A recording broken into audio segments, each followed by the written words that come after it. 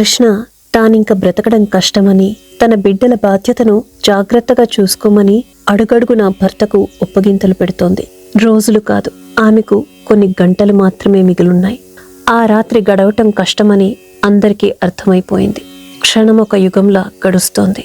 షిరిడి సాయినాథుని మహిమను అప్పటికే చవిచూసిన కృష్ణ భర్త రావుగారు ఆనాటి రాత్రి సాయినాథుని ఫోటో ఆమెకు చూపి, ఈయనను స్మరించు, ఈయన ఎంతో గొప్ప మహిమగలవారు, ఆపద నుండి కాపాడుతారు అని పలికి ఆమె తలగడి కింద బాబావారి ఫోటోను ఉంచి ఆమె విశ్రాంతికి ఇబ్బంది కలగకుండా పిల్లలందరినీ మేడ మీదకు నిద్రించడానికి తీసుకెళ్లారు.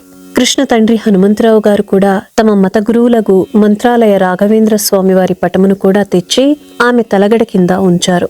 క్షణక్షణము ఆమె రుగ్మత తీవ్రతరం కాజొచ్చింది. కుటుంబమంతా ఆమెను రక్షించమని భగవంతుని పరిపరి విధాలా ప్రార్థిస్తున్నారు. అర్ధరాత్రి కావచ్చింది. ఆ సమయంలో కృష్ణకు తనను ఎవరో మంచంపై నుండి లాగుతున్నట్లు అనిపించింది. మెలకువ వచ్చి చూడగా ఎదురుగా ఇద్దరు భీకరాకారులు తన 2 కాళ్లను పట్టి ఆమెను మంచం మీద నుండి కిందకు లాగుతున్నారు. వారిని చూచి భీతిల్లిపోయిన ఆమె రోధిస్తూ తన గురుదేవుని స్మరించసాగింది. అప్పుడే ఒక అద్భుతం జరిగింది.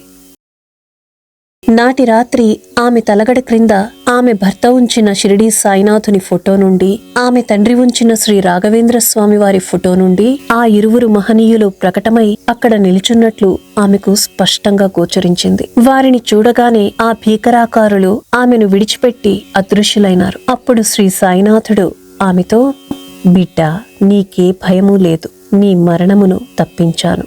ఆ వచ్చిన వారు యమభటులు, వారి బారి నుండి నిన్ను కాపాడేందుకే మేము వచ్చాము అన్నారు. అనంతరం ఆమె తలకి ఇరువైపులా మంచి సుగంధ పరిమళాలను గుప్పించే విభూతితో కూడిన హస్తముద్రలను ఉంచి మంచము చుట్టూ రక్షగా విభూతిని చల్లారు. ఆమె తండ్రి తలగడ క్రింద తులసీదళంలో ఉంచిన విభూతిని ఉంచామని, అది నోట్లో వేసుకోమని ఆమెను ఆదేశించారు. అనంతరం శ్రీ రాఘవేంద్ర స్వామి కృష్ణ పైన చుట్టుప్రక్కల తీర్థం చల్లి ఆమె తండ్రి తలగడ క్రింద బృందావన మృత్తికను, గోపీచందనమును ఉంచామని, ఆమె భర్త తలగడ క్రింద కూడా గోపీచందనం ఉంచామని, అవి కూడా తీసుకుని నోట్లో వేసుకోమని పలికారు. దక్షిణగా ఒక అనాను ఒసగమని, ఇకపై భయం వలదని, ఆమెను సర్వ విధాలా కాపాడుతూ ఉంటామని పలికి ఆ యోగి పుంగవులిద్దరూ అదృశ్యులైనారు. కృష్ణ వెంటనే తన తండ్రిని లేపి తనకు గోచరించిన అద్భుతమంతా తెలియబరిచింది.